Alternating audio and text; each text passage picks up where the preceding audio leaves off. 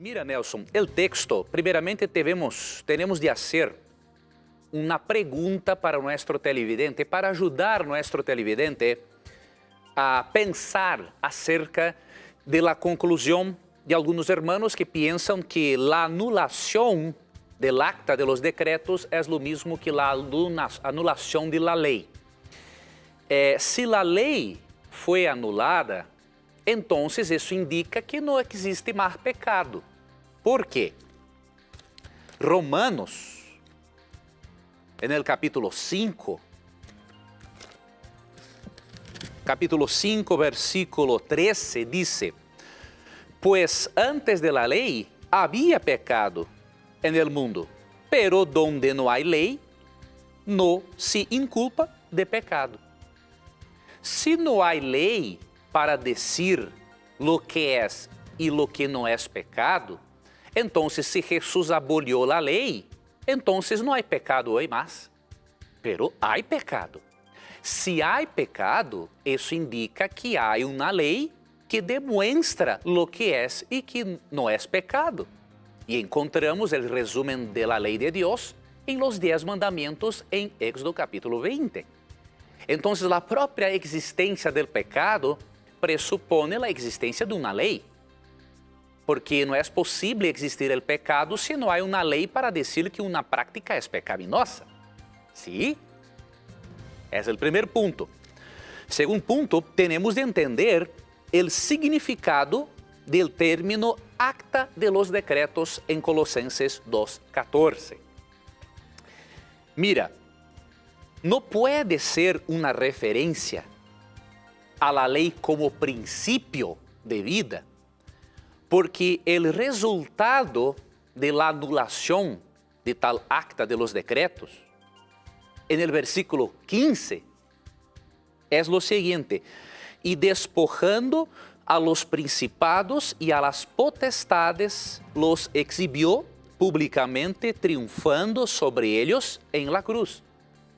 O sea, ¿de qué manera es posible Dios despojar, traer vergüenza pública para los demonios, aboliendo su ley?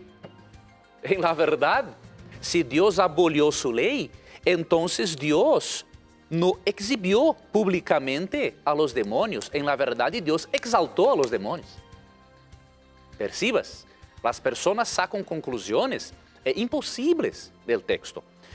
Entonces, la abolición de tal acta de los decretos hizo con que nosotros no seamos condenados y también exhibió públicamente los demonios, demostrando que ellos no tienen razón en el conflicto cósmico.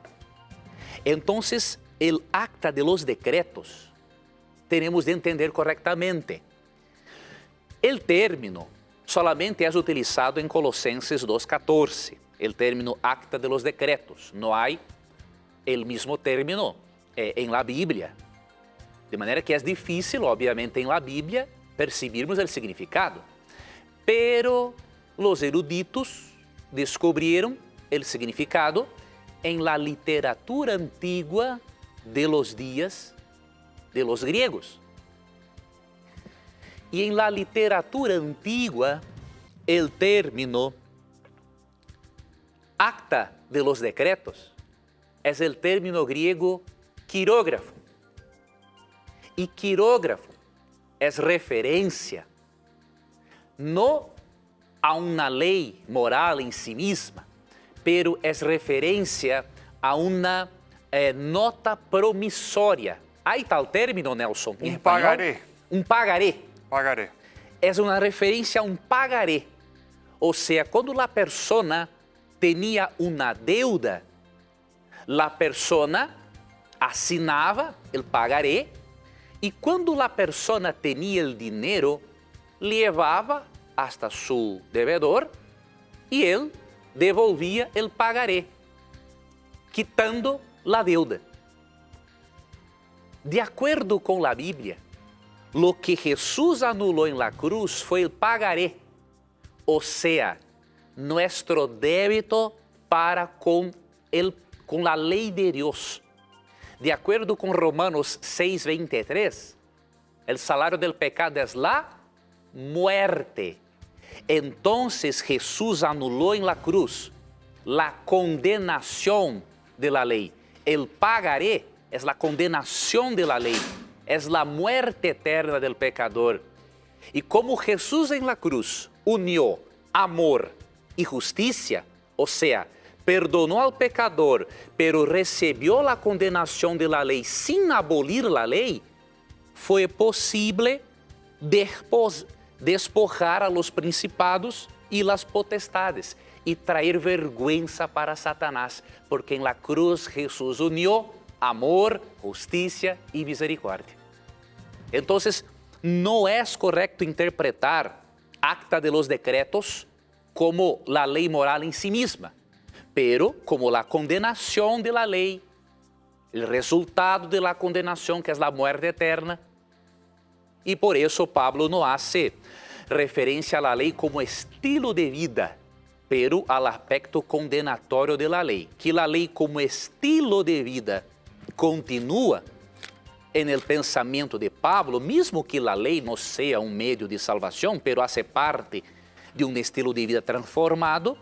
Pablo dice en Romanos 3:31 lo siguiente: luego, por la fe invalidamos la ley en ninguna manera, sino que confirmamos la ley.